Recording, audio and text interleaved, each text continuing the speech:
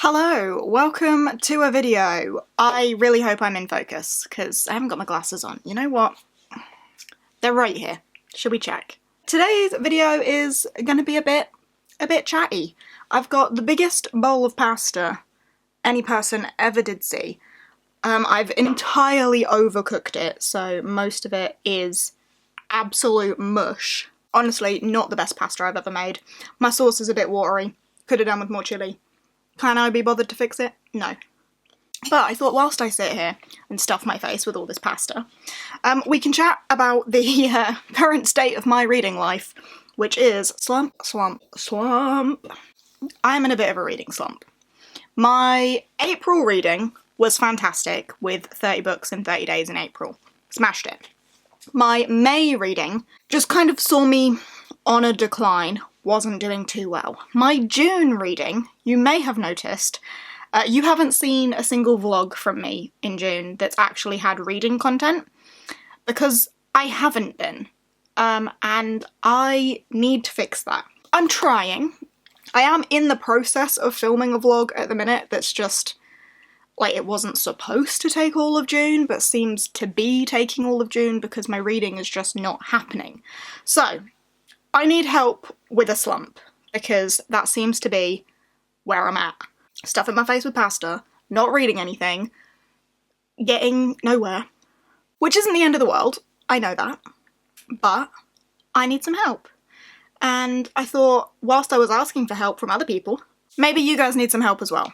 So, I took to Instagram to ask for your top tips for beating a reading slump. And I got a fair number of responses, and a fair number of people actually saying, please share the results, because I didn't say I was going to do a video on it.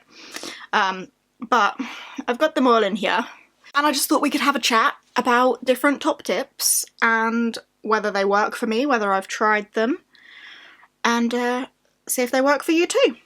So, let's have a little flick through. A few people mentioned rereads and how rereads help them. Go back to a comfort read, read a favourite, reread a favourite, reread my favourites, reread a favourite, rereading a favourite book. A decent number of people said to reread a favourite book. Now, I have already this year reread a fair amount, definitely more than I usually do. So right now, the thought of rereading one of my favourite books isn't appealing to me in this slump, but I do speak from experience in that in the past, picking up a reread has ignited that love of reading for me again, because I've been so excited to get back to a world that I know and love, characters that I know and love. In fact, a reread of one of my favourite books is on my TBR for this month. I need to reread A Darker Shade of Magic. I'm so excited to do that. Have I done it yet though? No. Do I have that urge to pick that up right now? Do I feel like that could break the slump for me right now? No. In the past, when I've wanted a reread to break a slump, has it worked? Yes. When I reread Ruin of Kings, oh my goodness, rereading the Traitor's Blade series, the Greatcoats, oh yes.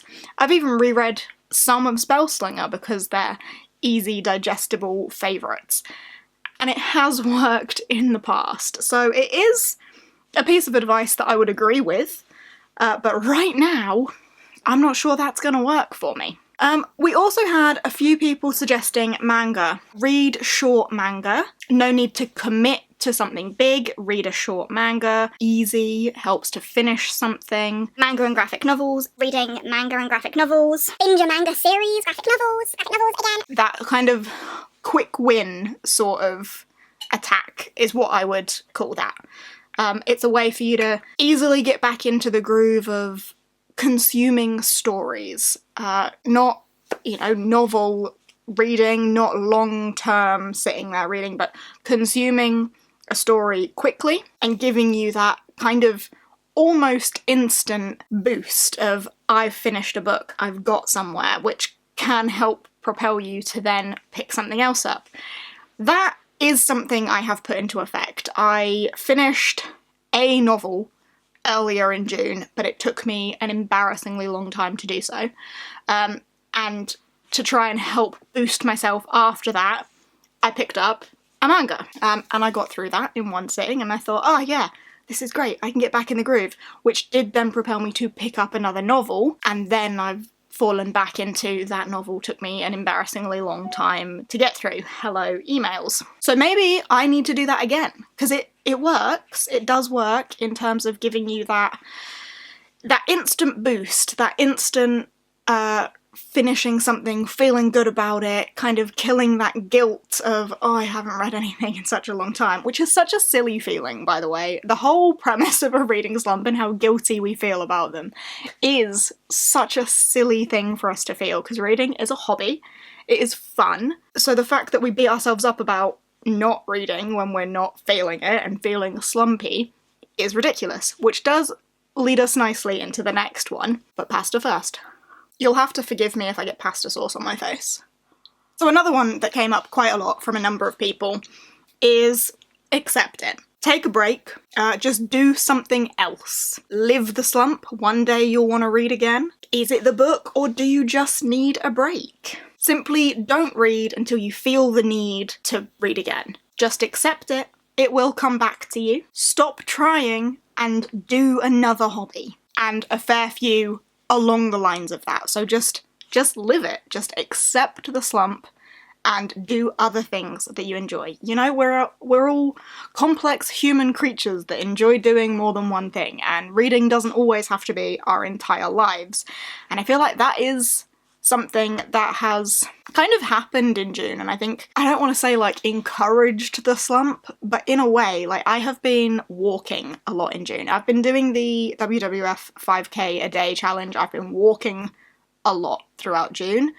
Like after work, I've been going out for hours walking with Finn. At the weekends, I've been going out on long walks. And I haven't been feeling the need for audiobooks. I think it's just because I haven't had an audiobook that I've been like gravitating towards. I've just been enjoying the walking and just listening to the world around me. And that is something that this month I seem to have just leaned into, which is taking away from that time that I would typically spend reading, which is, you know, another hobby. Another hobby I have that when I do get sucked into it takes away from time reading is playing games. I am so desperate to play a Pokemon game right now, but I want something new. I'm so desperate for a new Pokemon game. Such a Pokemon nerd. There isn't one, so I haven't done that, but that is something in the past that I've done with reading slumps, is just got sucked into a game. And again, gaming is also a way of consuming stories, because they have storylines. It is still consuming a story of some kind, and it's fun, it's relaxing, and that's what hobbies should be most of the time. And eventually, you get over the little the bubble of enjoying that hobby and want to move on to something else. And I think that's only natural, that we go through waves of enjoying one hobby and then enjoying another. And that's not to say that you have to stick to one all the time. You can fluctuate between the two. And I think that's important to remember, because yeah, feeling this guilt over not reading and being in a slump isn't normal. Do you feel that about gaming when you haven't played a game in a really long time? Do you think, oh no, I'm in a game slump, I haven't picked up my Nintendo Switch in a week? Oh no, no. Or at least I don't feel that. But if I haven't picked up a book in a week, I'm like, oh no, I am a terrible human.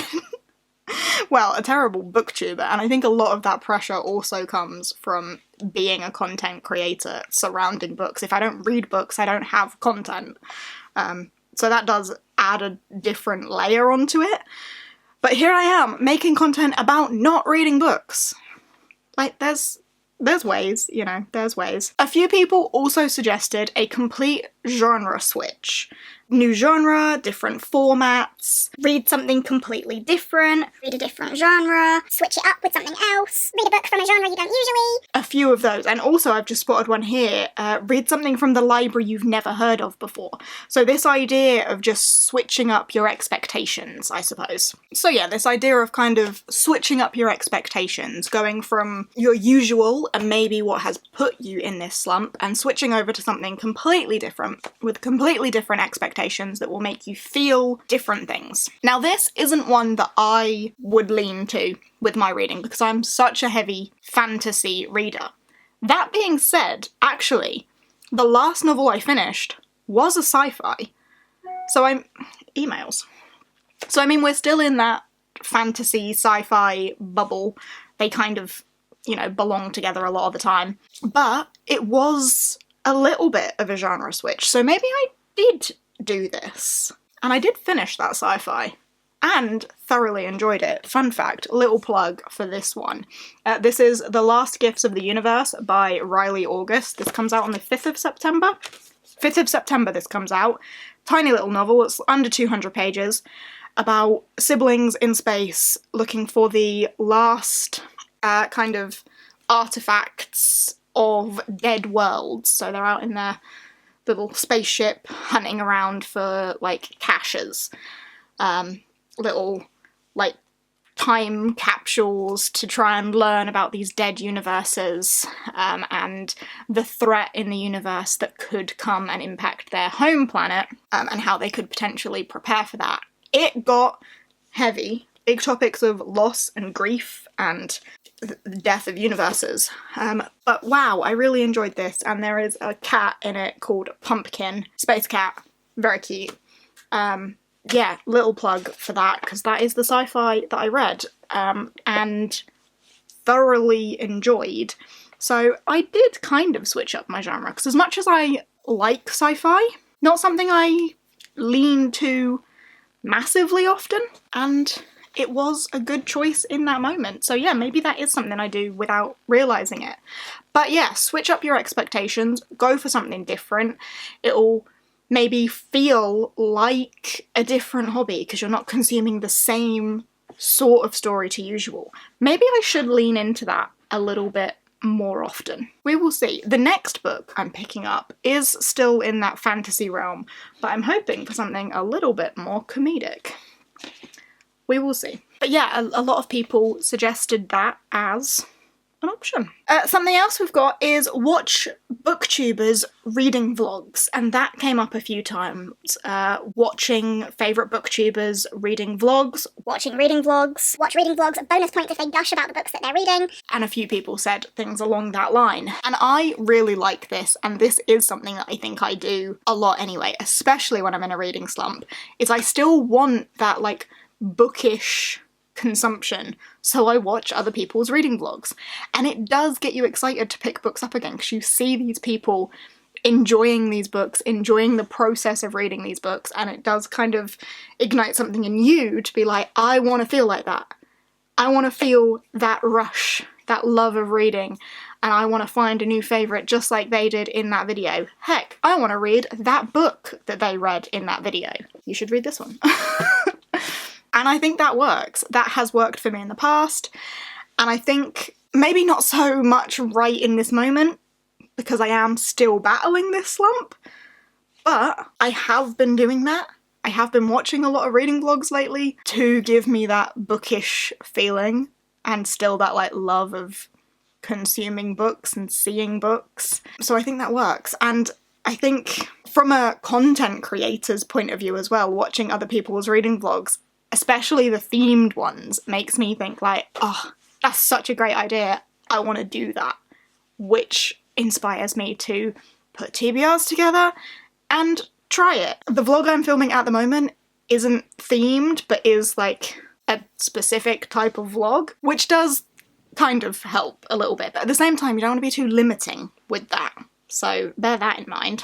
Soft DNF everything I'm reading to stop the stress. I like this suggestion. Not something I have ever enacted myself. I have never done that, but I really like that as an idea.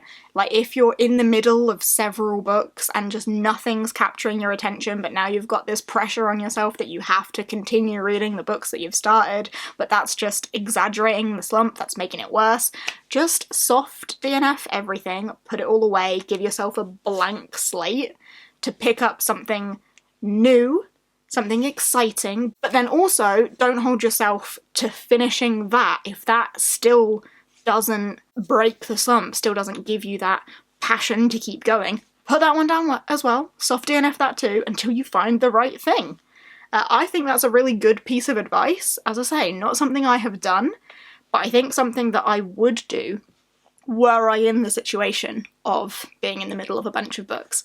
Typically, I'm only ever in the middle of 1 or 2 books, so maybe a little bit less applicable to me, but if you're the sort of person that hops between books, I think that's a really good piece of advice. A lot of people said easy reads. Pick up an easy read. Pick up a romance, a romantasy, romance novels. Reading something easy, but not something too hyped. Reread something easy, read something easy, read something sucky, read a steamy romance. And I feel like that's all kind of going down the same avenue of the books that I would call cheeseburger books. Like, they're not the best for you.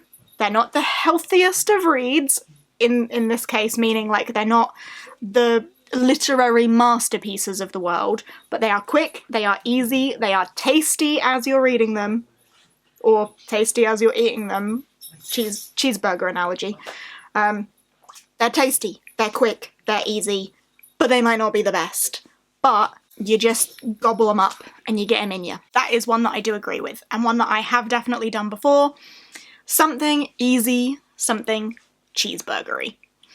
Examples of cheeseburger books for me, foodie romance. I'm not a big romance reader, but a foodie romance. Like a cozy fantasy for me is a little bit like that. It's not, you know, the epic grand scale fantasies that I'm used to, but it's cute, it's cozy, it's easy to consume. I'm thinking like Legends and Lattes, love that book. Low stakes, high vibes. I've read Cursed Cocktails earlier this month. That was the book that took me an embarrassingly long time, but I still read it and I got through it, and it is just kind of that easy. It doesn't take masses of brain power. You don't need to be like fully, you know, focused, paying complete attention to every single word. That can sometimes be a little bit tiring on the brain if you're reading the big epic fantasies. Just something easy. And I understand how for a lot of people, romances would tick that box. I'm not much of a romance reader, as I say, other than the occasional foodie romance. But even I am thinking that I might try and lean a little bit more into the romantasy genre to see if I can find some cheeseburgers there. Because there must be some. And when I'm in this sort of mood and I see people going on about how they are absolutely devouring these romantasy books, it does make me think, like, I should give that a go. Because you make it sound delicious if it were a cheeseburger. I'm going to stop with the food descriptors now. Nonfiction is my go-to.